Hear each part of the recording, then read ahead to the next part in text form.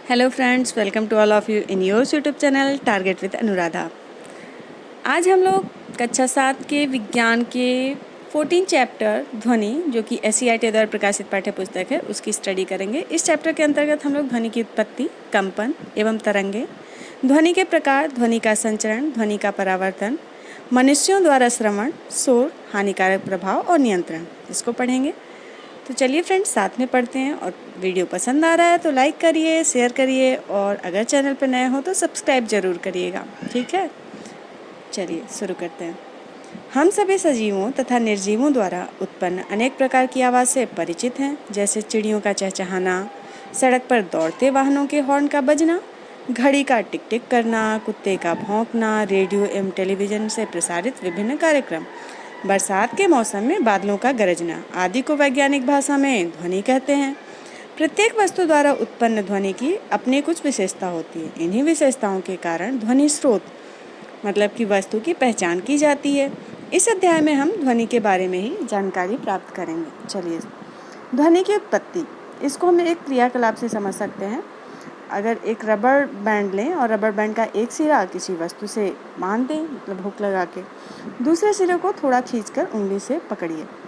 इसके मध्य भाग को पकड़कर एक ओर ले जाकर छोड़ दीजिए। क्या आपको कोई आवाज़ सुनाई दी?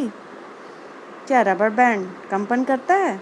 जी हाँ, करता है। करके देखिएगा। आपने देखा होगा कि रबर बैंड को खींचकर छोड़ देने पर यह कंपन करने लगता है, मतलब कि अपनी जो उसकी माध्य स्थिति है उसके इधर उधर गति करने लगता है और हल्की सी ध्वनि सुनाई देती है। जब यह कंपन करना बंद कर देता है तो ध्वनि बंद हो जाती है। इस प्रकार आपने देखा कि वस्तुओं में ध्वनि कंपन के कारण उत्पन्न होती है। कुछ स्थितियों में कंपन आसानी से दिखाई दे जाते हैं। अधिकांश स्थितियों में हम इन कंपनों को देख नहीं पाते हैं, बल्कि उसका अनुभव करते हैं। जैसे विद्यालय की घंटी बजाने से उत्पन्न ध्वनि में घंटे के कंपन के अनुसार छूकर कर सकते हैं।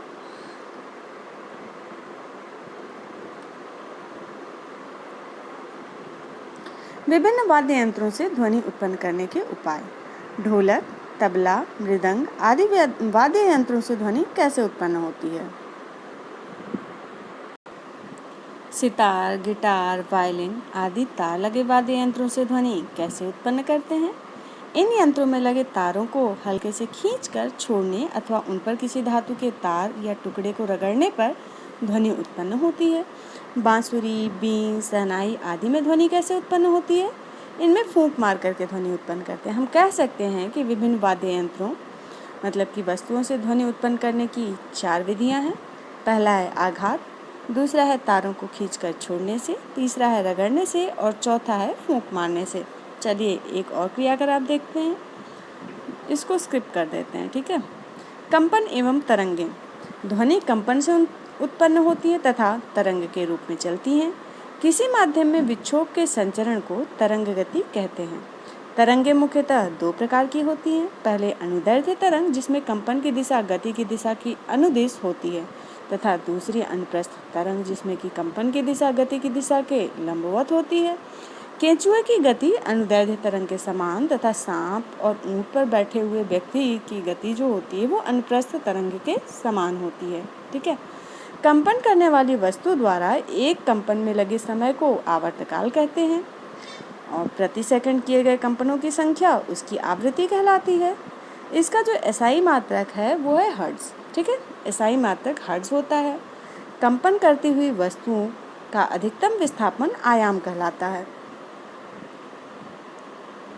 ध्वनि की प्रबलता एवं तारत्व। आप जानते हैं कि जब वस्तुएं कंपन करती हैं तो ध्वनि उत्पन्न करती हैं, ठीक है। सामान्य बातचीत की तुलना में चिल्लाने से उत्पन्न ध्वनि कान को तेज सुनाई देती है। अर्थात सामान्य बातचीत से उत्पन्न ध्वनि कम प्रबलता की तथा चिल्लाने से उत्पन्न ध्वनि तुलनात्मक रूप से अधिक प्रबलता की होती है। अतः प्रबलता ध्वनि का वह गुण है जिससे ध्वनि तीव्र अथवा मंद सुनाई देती है। वास्तव में ध्वनि की प्रबलता कंपन के आयाम पर निर्भर करती है। जब किसी वस्तु में उत्पन्न कंपनों का आयाम अधिक होता है तो उत्पन्न कंपनों की प्रबलता भी अधिक होती है। तारत्व ध्वनि का वह गुण है जिसके द्वारा हम मोटी मतलब कि भारी या पतली मीन्स तीखी ध्वनि में अंतर कर सकते हैं। उच्च तारत्व वाले ध्वनि की आवृत्ति उच्च तथा निम्न तारत्व वाले ध्वनि की आवृत्ति निम्न होती है। ध्वनि के प्रकार। ध्वनि का विभाजन ध्वनि के अभिलक्षणों जैसे कि प्रबलता, तारत्व, गुणता के तथा आवृत्ति मतलब कि अपश्रव्य, श्रव्य, पराश्रव्य के आधार पर किया जाता है। ध्वनि को उसके लक्षणों के आधार पर निम्नलिखित प्रकार से वर्गीकृत किया जा सकता है। पहला है प्रबल ध्वनि तथा मंद ध्वनि मतलब कि लो साउंड या वीक साउंड। ठीक है। ध्वनि की प्रबलता मीन्स लाउडनेस व्यक्त करती है कि ध्वनि प्रबल है या मंद। जैसे कागज के पलटने से उत्पन्न ध्वनि मंद और लाउड स्पीकर की ध्वनि प्रबल होती है तथा बादलों के गड़गड़ाहट की ध्वनि जो होती है वो अति प्रबल होती है। ठीक है।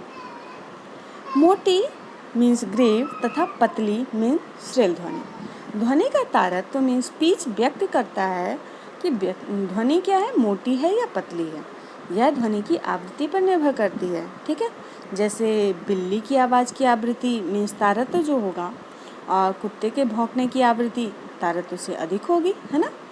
इसीलिए बिल्ली की आवाज़ पतली और कुत्ते की आवाज़ क्या होती है, मोटी होती है। अब रीजन समझ में आया ना। प्रिय मीन्स प्लेजेंट तथा अप्रिय मीन्स अनप्लेजेंट ध्वनि। ध्वनि की गुणता मीन्स क्वालिटी व्यक्त करती है कि ध्वनि प्रिय है या अप्रिय है। ध्वनि की आवृत्ति के आधार पर निम्नलिखित भाग में वर्गीकृत किया जा सकता है ध्वनि को। अपश्रव्य ध्वनि, श्रव्य ध्वनि और पराश्रव्य ध्वनि। ठीक है। अपश्रव्य ध्वनि मतलब कि इंफ्रासोनिक साउंड जो होते हैं यह 20 कंपन प्रति सेकंड या 20 हर्ट्ज से कम आवृत्ति की ध्वनि तरंगें होती हैं और इस ध्वनि को मनुष्य नहीं सुन सकता है, किंतु कुछ जंतु जैसे हाथी, कबूतर आदि जो है अपश्रव्य ध्वनि मीन्स इंफ्रासोनिक साउंड को सुन सकते हैं। ठीक है।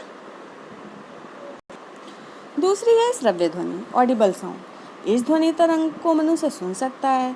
यह 20 हर्ट्ज से लेकर 20,000 हर्ट्ज की आवृत्ति तक होती है। इसे श्रव्यता परास मीन्स ऑडिबल रेंज कहते हैं। श्रव्यता परास के बाहर की आवृत्ति की ध्वनि को हमारे कान स्पष्ट नहीं सुन सकते हैं। पराश्रव्य ध्वनि या अल्ट्रासोनिक साउंड ये जो होती है 20,000 हर्ट्ज से अधिक आवृत्ति वाली ध्वनि होती है। इस ध्वनि को मनुष्य नहीं सुन सकता है, किंतु कुछ जंतु जैसे कि कुत्ता, चमगादड़ एवं डॉल्फिन मछली पराश्रव्य ध्वनियों को सुन सकते हैं। ध्वनि का संचरण। प्रयोगों के आधार पर ज्ञात किया गया है कि ध्वनि के संचरण के लिए माध्यम मीन्स ठोस, द्रव, गैस की आवश्यकता होती है। ध्वनि का संचरण निर्वात में नहीं हो सकता है। ध्वनि की चाल ठोसों में जो होती है सर्वाधिक होती है। ठोस में ध्वनि का संचरण, उसके लिए अब एक एक्टिविटी है खिलौना टेलीफोन। टिन के 2 डिब्बे लीजिए, प्रत्येक डिब्बे की तली के बीच में एक छेद कर दीजिए। इन छिद्रों में लगभग 10 से 20 मीटर लंबा धागा डाल दीजिए। धागे के प्रत्येक सिरे पर पिन लगा दीजिए और फ्रेंड की सहायता से दोनों डिब्बों को एक दूसरे से इतनी दूर ले जाइए कि धागा खिंचा रहे, मतलब तना हुआ रहे। अब मित्र से बात कीजिए, क्या होता है, ध्वनि सुनाई पड़ती है। ठीक है। इसी प्रकार मेज के एक किनारे पर ठोकने से दूसरे किनारे पर आवाज़ सुनाई पड़ती है। इससे यह निष्कर्ष निकलता है कि ध्वनि का संचरण जो होता है वो ठोस में होता है। ध्वनि का संचरण उसकी एक दूसरा नेक्स्ट क्रियाकलाप है कि 2 पत्थर के टुकड़े लीजिए। अब हाथ में लेकर इसको आपस में टकराइए, आपको ध्वनि सुनाई पड़ती है।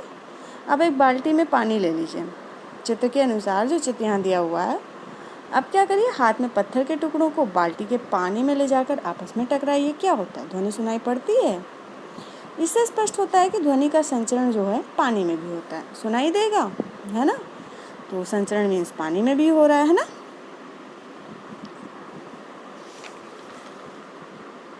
वायु में ध्वनि का संचरण।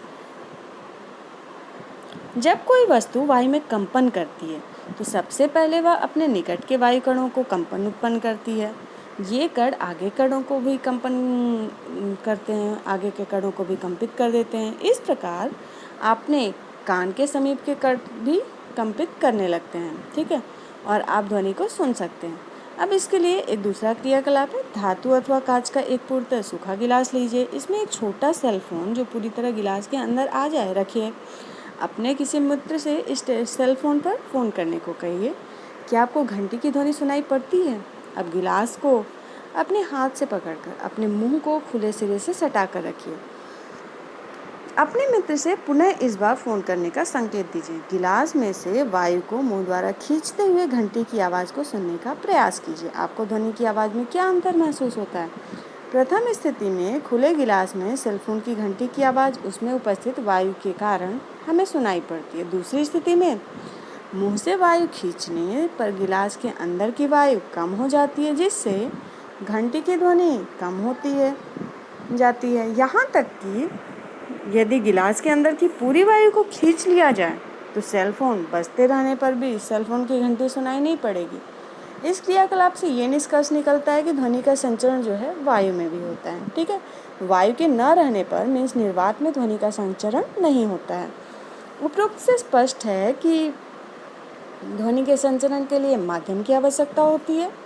ध्वनि किसी माध्यम ठोस, द्रव अथवा गैस में संचालित होती है। अब ध्वनि का परावर्तन, चलिए इसको देख लेते हैं। किसी माध्यम से टकराकर ध्वनि का पुनः उसी माध्यम में वापस होना ध्वनि का परावर्तन कहलाता है। ठीक है,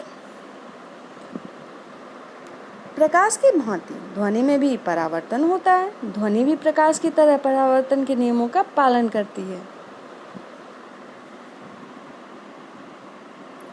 इसके लिए हम एक नेक्स्ट क्रियाकलाप कर सकते हैं कि समान लंबाई और व्यास के दो कत्ते के खोखले बेलन जो होते हैं उनको लेना है।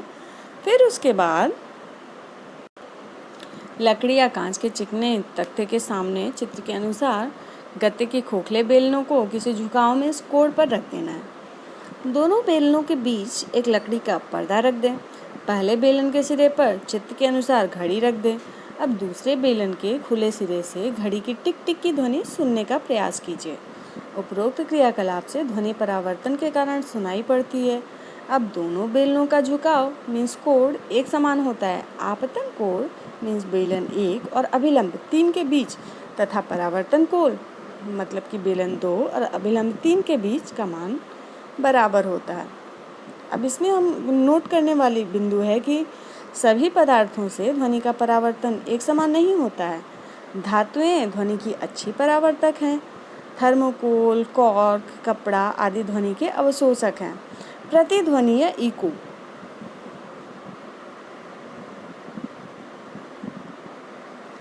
किसी पहाड़ी के पास या किसी बड़े हॉल में चिल्लाने पर हमें वही ध्वनि दोबारा सुनाई देती है। इसे हम प्रतिध्वनि मतलब कि इको कहते हैं।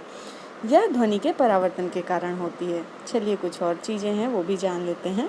स्पष्ट प्रतिध्वनि सुनने के लिए स्रोत और परावर्तित तल की दूरी कम से कम 16.6 मीटर होनी चाहिए। ठीक है, और गूंज देखिए क्या है।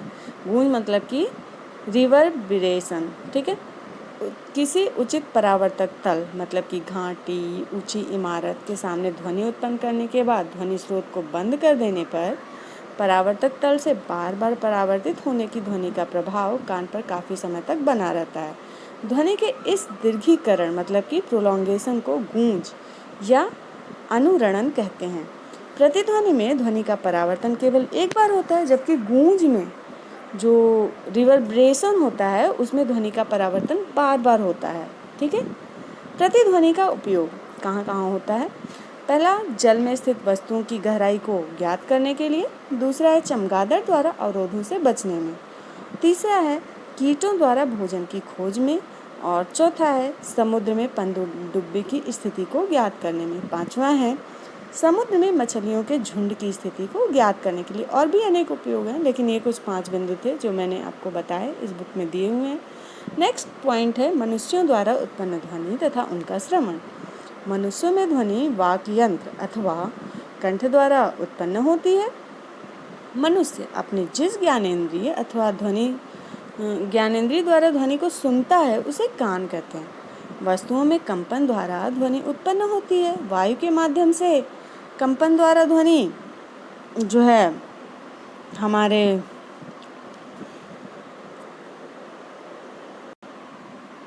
कान के पर्दे तक पहुंचती है। कान का पर्दा कंपन करने लगता है।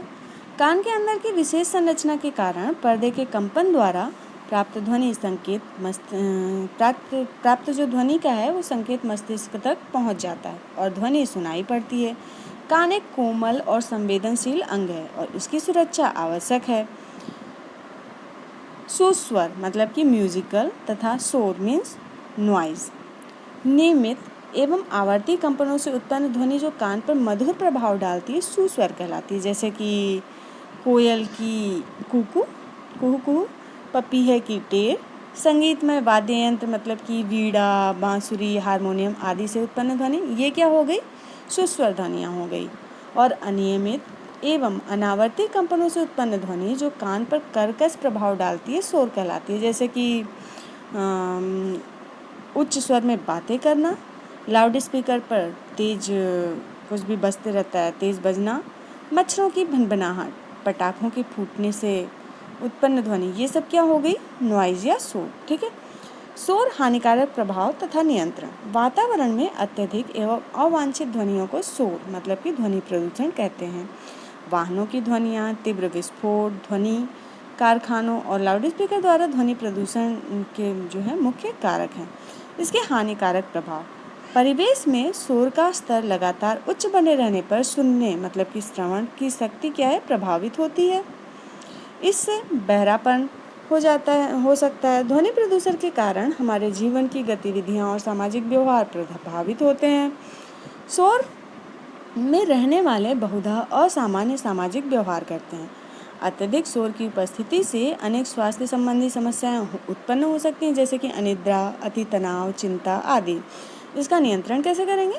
शोर को नियंत्रित करने के लिए या ध्वनि प्रदूषण को कम करने के लिए हमें वाहनों की अच्छी तरह रखरखाव व कम तीव्रता वाले पेटीनुमा ध्वनि विस्तारकों का उपयोग करना चाहिए।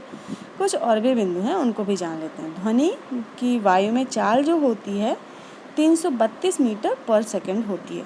तो फ्रेंड्स, इस चैप्टर में हमने आज क्या क्या सीखा? कंपन के कारण ध्वनि उत्पन्न होती है। ध्वनि संचरण के लिए माध्यम आवश्यक होता है। ध्वनि संचरण निर्वात में नहीं होता है और प्रतिध्वनि में ध्वनि का परावर्तन केवल एक बार होता है, जबकि गूंज में ध्वनि का परावर्तन बार बार होता है। प्रकाश की चाल ध्वनि की चाल से बहुत अधिक होती है। ध्वनि की चाल ठोस में सबसे अधिक और गैस में सबसे कम होती है। तो दोस्तों, वीडियो अच्छा लगा है तो लाइक करिए, शेयर करिए और अगर चैनल पे नए हैं तो सब्सक्राइब ज़रूर करिएगा। ठीक है। Thanks for watching. Bye bye.